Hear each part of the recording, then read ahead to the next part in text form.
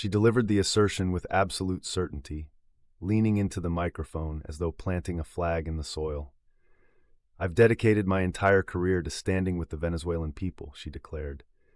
The room nodded in agreement, and a handful of aides seated behind her murmured their assent. Alexandria Ocasio-Cortez allowed the statement to hang in the bright air of the hearing chamber, exactly how you let a powerful line breathe. Directly across the long table, Marco Rubio didn't nod. He simply scribbled something tiny on a yellow notepad, just a single short word, put his pen down, and peered at her over the rim of his glasses. His look was almost tender, almost sorrowful, looking like a man who had heard that exact phrase before, in another language, from people who actually meant it. In about 20 minutes, that exact quote would loop back to ruin her morning. A man whose mother scrubbed hotel rooms to escape a nation identical to the one she referenced was going to ask her for one simple favor. He'd ask her to name one person, just a single name. And inside a packed chamber broadcast across 3 networks, with red camera lights staring unblinkingly, she would be entirely unable to oblige. To grasp how that single proud phrase transformed into the most deafening silence of her career, you need to rewind about 20 minutes to when she still believed she was going to win. The chamber was significantly more packed that morning than the official itinerary suggested. Whispers had circulated that the Secretary of State was visiting the House to field questions regarding Venezuela. Rumors also spread that the Congresswoman from New York had explicitly requested speaking time. Press desks were stacked 3 deep against the back wall, and the viewing area was crammed shoulder to shoulder. Extra attendees stood against the side railings, where security typically maintained clear pathways. Somewhere in the 4th row, wearing a simple gray cardigan and tightly gripping a folded program, sat an elderly woman. No one noticed her yet, but by noon, the entire nation would recognize her face. Ocasio-Cortez showed up exactly how she always did, acting like the room owed her a massive debt she was ready to collect. She placed her binder on the desk with a gentle, purposeful thud. She neatly arranged a thin pile of printed documents near her elbow, bringing the secretary's previous quotes perfectly highlighted in yellow and ready to deploy. Shifting her microphone an inch closer, she stared across the table at the guy the media had shown up to see. She instantly decided, as she typically did, that she had completely figured him out. Because here is what she genuinely believed about Marco Rubio, right down to her core. She thought he was a total sellout. She assumed he was someone who previously cared for Venezuelan migrants before trading their well-being for a seat at the table of power. She arrived this morning to expose that truth on national television. She brought the receipts, specifically his voting history on protected status for Venezuelan refugees, a policy he helped terminate. She had it brightly highlighted, genuinely treating the paperwork like a loaded weapon. Once the chairman yielded the floor, she grabbed the opportunity like someone claiming the final word in a debate she'd been dominating for years. Thanking the chairman, she told Secretary Rubio she wanted to be incredibly blunt about the reality of this hearing. Letting her tone find its preaching rhythm, she stated the American public is exhausted by political theater. She argued they're sick of guys in pricey suits hijacking the concept of freedom to mask policies that literally starve kids, demanding they skip the theatrics. A subtle murmur rippled through the crowd. Not exactly agreement, but a tense anticipation. She continued, her momentum building as her rhythm flowed, noting he'd spent most of the year discussing the plight of Venezuelans. She found that fascinating, she claimed, because the folks inflicting the most catastrophic harm on regular Venezuelans, starving them of nutrition and health care, aren't actually in Caracas. She declared, some of them operate right inside this building, and some sit directly at that table. She let the accusation sink in. She insisted there are folks in America who've never fled a single threat, people totally ignorant of starvation, statelessness, or genuine fear. She argued those exact individuals treat the agonizing pain of Hispanic families south of the border as a mere abstraction, a convenient talking point, and a theatrical prop. She delivered that insult straight to a guy whose mom scrubbed toilets at a Miami hotel, ensuring her kids wouldn't starve, escaping a nation that stole your kids if you dared complain. She said it directly to his face, totally clueless about his past, a reality she wouldn't grasp for another 15 minutes. If you feel the tension spiking right now, engage with this video because she intentionally delivered every single syllable and truly meant it. You definitely want to stick around to see how he handles it. Rubio didn't even flinch at the disrespect. He possessed a unique calmness, the specific quiet of a veteran who realized long ago that the loudest voice in the room rarely takes the victory. He patiently let her wrap up. He let the massive applause she anticipated completely fail to materialize, waiting just a fraction of a second past the point of comfort. He slowly leaned into his mic and immediately thanked her. He expressed genuine gratitude, calling her remarks a highly passionate statement and confirming he didn't doubt her underlying emotion. Taking his glasses off, he neatly folded them onto the desk. He promised to keep his response incredibly simple, clarifying he wasn't there to deliver grand speeches about liberty, agreeing there's been too much empty rhetoric. He preferred to focus on concrete facts and her own past quotes, confident they'd reach their destination. "By all means, Secretary," she replied, sporting a thin grin. It was the smirk of someone convinced their opponent just wandered blindly into a trap. "Let's definitely discuss my quotes," she urged, swearing she proudly stood by all of them. He said he was thrilled to hear that, advising her to hold tight to that confidence because they'd circle back to it shortly. He completely ignored his paperwork for now. Folks familiar with his style knew this exact tactic. He never lunged for the jugular while you were actively bracing for an impact. Instead, he started with tiny, effortless questions that felt almost like polite small talk.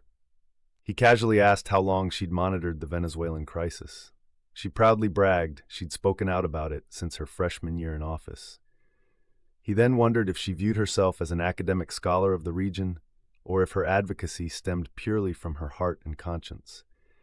She confidently claimed both, seeing zero contradiction, and firmly stated she'd never apologize for having compassion. He quickly assured her nobody wanted an apology for her empathy. Folding his hands, he clarified that caring absolutely wasn't the issue at hand. He simply wanted to map out the exact boundaries of her compassion, noting, "There's a huge gap between caring and deciding exactly who you're allowed to be furious with. I target injustice anywhere it exists," she fired back. He called that a solid response, and asked permission to test it slightly while tilting his head. He reminded her of the time the president officially backed Venezuela's opposition leader, the same guy the entire free world supported. He asked if she recalled her exact public reaction to that move.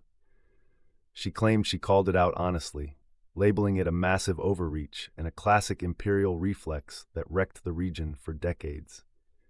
"Imperialism," he repeated slowly, nodding as if meticulously updating an official ledger.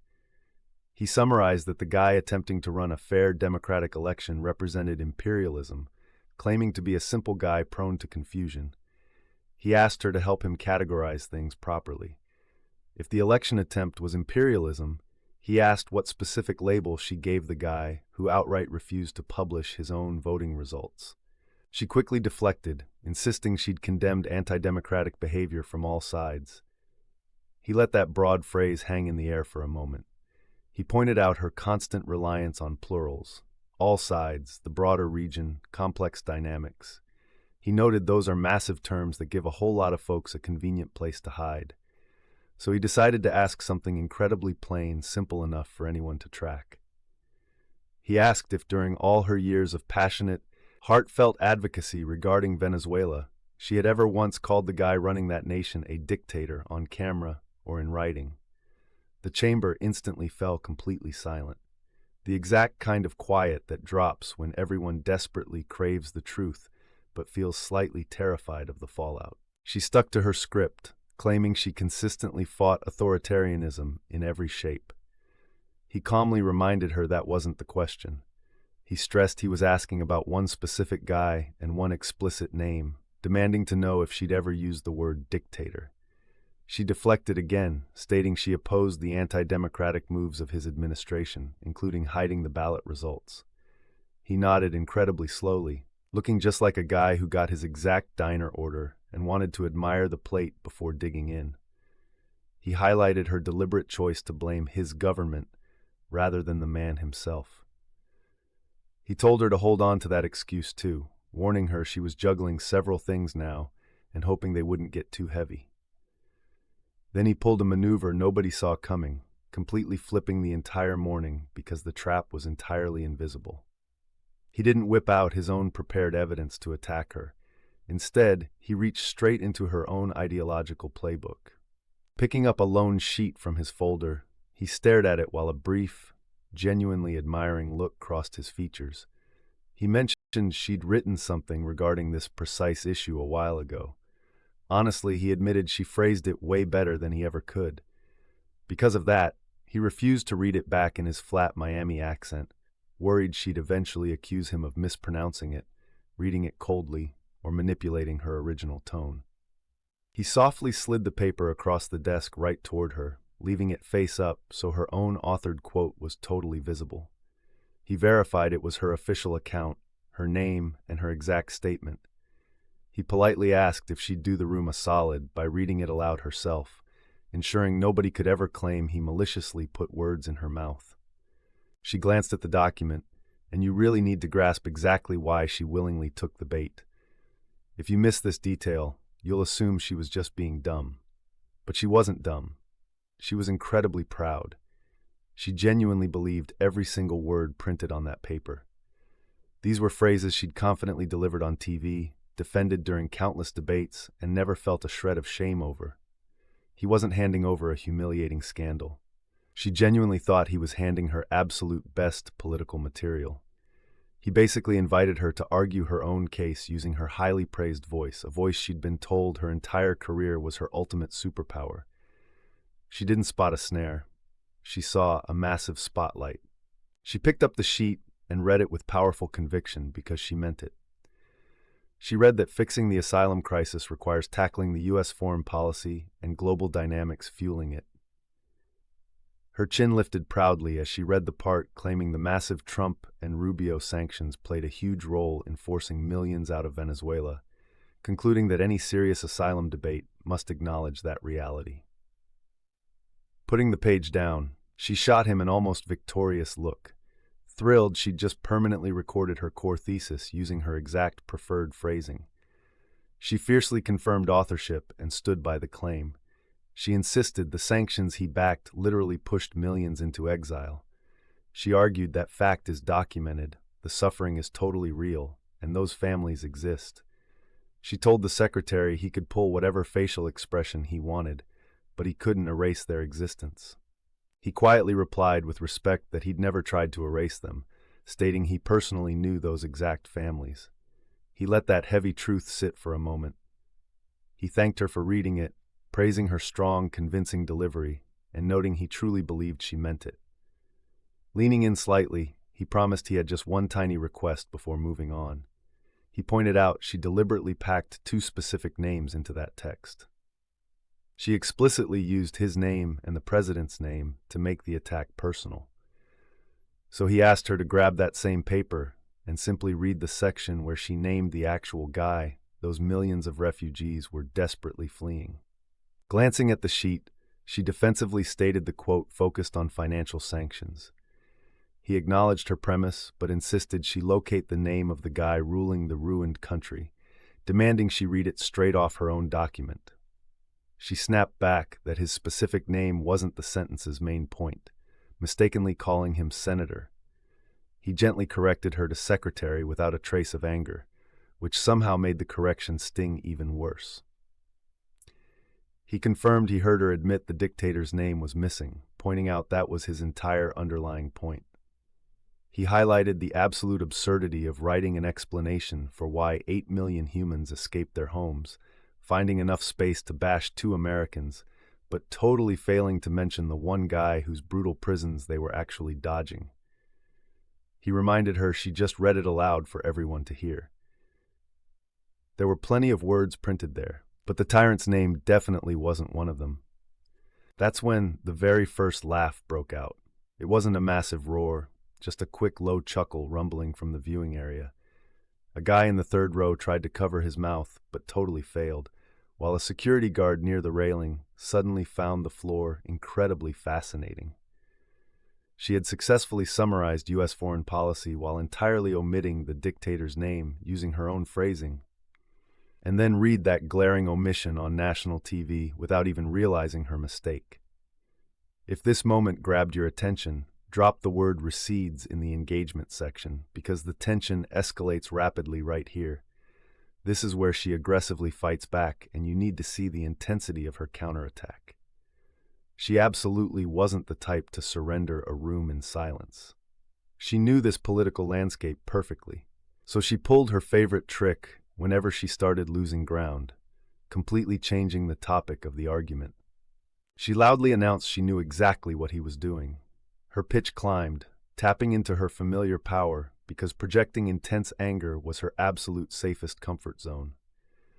She dismissed his tactic as a cheap performance, accusing him of turning a grave discussion about human agony into a viral soundbite. She declared that since he suddenly cared so deeply about names, they needed to instantly pivot to temporary protected status. She demanded they discuss the 500,000 legal Venezuelan residents who escaped the exact regime he kept preaching about. She accused him of personally writing to Homeland Security, demanding they be deported immediately. She confidently stated she held the proof right there, lifting her heavily highlighted document. Her hand stayed perfectly steady as the political strike landed beautifully. She read aloud that he'd officially called protecting those refugees contrary to the national interest. She blasted him for pretending to champion these folks for 15 years, only to ruthlessly toss them aside the instant it became politically convenient. She furiously ordered him to stop lecturing her on compassion for Venezuelans. She pointed out he literally had 500,000 of them securely protected, yet he personally mailed them right back into danger. You have to hand it to her. The attack was genuinely brutal and highly effective. The journalists' pens started flying across their notepads. A young aide behind her nodded enthusiastically. The spectator who chuckled earlier stared awkwardly at his lap because the brutal accusations were entirely factual and permanently logged on the public record. For a brief moment, the room's entire energy shifted, rushing right back to support her. She felt the momentum, rode the wave perfectly, and the defensive wall held strong. You could literally feel the usual political dynamics rushing back into the chamber like a rising tide. Right behind Rubio, an assistant leaned in close, rapidly whispering 2 quick sentences into his ear while cupping his hand to block lip readers. The broadcast lenses captured the secret huddle, but nobody caught the audio. Listening without moving his head, he gave an almost imperceptible nod. Whatever the message contained, it didn't alter his facial expression even a tiny bit. He merely slid a closed folder a 1/4 inch closer to his resting hand, refusing to open the cover. The whole crowd instantly noticed the subtle shift. You could sense everyone realizing something massive was inside that specific folder, and his deliberate choice to keep it sealed generated an agonizing tension that screaming could never achieve. The standoff lasted roughly 15 seconds, and probably could have gone longer, but he absolutely refused to flinch. He didn't get defensive, and he totally avoided the trap her attack was designed to trigger. He refused to get bogged down arguing policy details and risk losing the audience in boring legislative trivia. He patiently let her finish the assault, letting it hit with full force before executing a move way quieter than anyone anticipated. "You're totally right," he admitted, instantly freezing the entire room. He confessed she was correct about his support for ending the program. He agreed it was an incredibly brutal call, openly validating that genuine families suffered immensely from it. He swore he'd agonized over those specific families vastly more than she'd ever believe a guy in a tailored suit agonizes over anything. He delivered the confession with a completely flat, level tone, entirely skipping the dramatic theatrics. That absolute flatness proved way more devastating than any aggressive yelling. He refused to stand around pretending the decision was simple or morally clean, explicitly admitting it was messy. He offered to debate that specific policy if she really wanted to, even conceding she might win a few points. But he firmly clarified that wasn't the actual brawl she showed up to start. He accused her of coming to convince America he lacked compassion for Venezuelans. He really wanted to address that accusation, mostly because he figured she genuinely believed her own rhetoric. He suggested her total conviction stemmed from a profound lack of actual life experience. Right then, for the first time all morning, his polished facade completely vanished. The highly trained diplomat disappeared, and the carefully vetted Secretary of State retreated. What sat underneath all those fancy titles was just a regular guy from West Miami. "My mom scrubbed hotel rooms," he revealed softly, dropping a heavy stillness over the crowd. He explained his dad spent hours working a bar at fancy parties, serving wealthy elites who never bothered learning his actual name, pouring drinks until 2 a.m. before coming home to do it all over again. He explained they endured that grueling grind in America because they desperately fled an island where one tyrant decided citizens weren't allowed to leave, complain, or choose their own destiny. If anyone dared resist, that tyrant had horrific places to lock them away. Placing his palm flat against the mysterious folder the media had been obsessing over, he finally cracked it open. He absolutely didn't pull out a legal brief to aggressively wave in her face. Instead, he gently pulled out a single incredibly old photo with badly faded colors. He refused to flaunt it for the TV lenses. He simply stared at it privately before laying it face up on the desk, visible only to the front rows. He identified the building as the exact hotel, mentioning someone had sent the picture to his office that morning, knowing the hearing's heavy topic. He pointed to the specific loading dock his mother utilized every single morning for 11 grueling years. He explained he keeps the image close because on highly toxic days like today, it's a great reminder that these desperate refugees aren't just abstract political arguments. They were real humans utilizing a back entrance, punching a time card, and carrying a name the wealthy partygoers never cared to learn. He gently shut the cover again. He called out her repeated use of a specific phrase, noting she'd already deployed it twice that session. He challenged her claim that refugees were actively fleeing financial sanctions. Shaking his head slowly, he informed her he literally grew up alongside those exact people. He poured their coffee and spent hours sitting in their kitchens. He forcefully clarified they absolutely aren't running from a sanction, since a sanction is literally just a meaningless piece of paper. He declared they're desperately escaping the horrific entity she'd spent 6 years in office, completely refusing to name. "You absolutely don't get to do that," she snapped back. There was genuine intense heat in her delivery now, mostly because she could physically feel the room's energy slipping away. She lunged for the one specific tactic that had never failed her. She accused him of aggressively weaponizing his personal biography just to kill a valid policy debate. She called it a cheap trick, accusing him of intentionally wrapping a terrible policy inside a tragic story about his mom. She claimed this manipulative move essentially dares anyone to question the legislation, knowing any criticism gets framed as a vicious attack on his mother.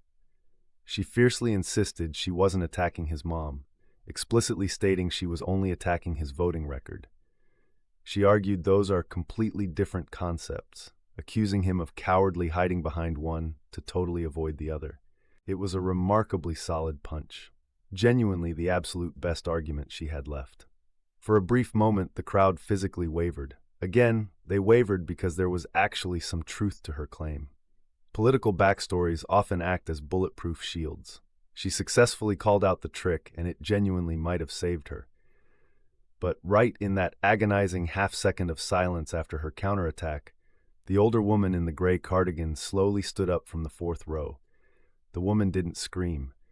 She simply rose incredibly slowly, still tightly gripping the folded program. A security guard immediately moved toward her to shut it down. Spotting her, Rubio raised a hand slightly to signal the chairman. He quietly asked for the committee's indulgence for just a quick second, respectfully requesting they let the woman speak her mind. The chairman paused briefly before nodding, causing the guard to back off. The woman's voice was incredibly shaky. She spoke in heavily accented English, choosing her words with massive care, exactly how you talk when every single syllable inflicts serious emotional pain. She stated her actual name didn't matter. She revealed she hailed from Maracaibo and arrived in 2018. She stared directly at the highlighted document still resting in the representative's hand. She mentioned hearing the official claim they were dodging financial sanctions. She noted lots of folks pushed that exact narrative, and she desperately wanted to clarify exactly what they were genuinely fleeing. Her grip visibly tightened on the paper. She revealed the authorities snatched her son in 2017. He was just 24 when he attended a protest and completely vanished. She suffered 9 agonizing months, totally clueless if he was even breathing. When they finally allowed a visit, she discovered he couldn't even physically hold a simple water cup due to what they'd brutally done to his hands. She wasn't shedding any tears. She was emotionally existing in a space way past crying. She explained she'd paid close attention to the official for years, mainly because she's incredibly famous and constantly claims to speak for marginalized folks like her.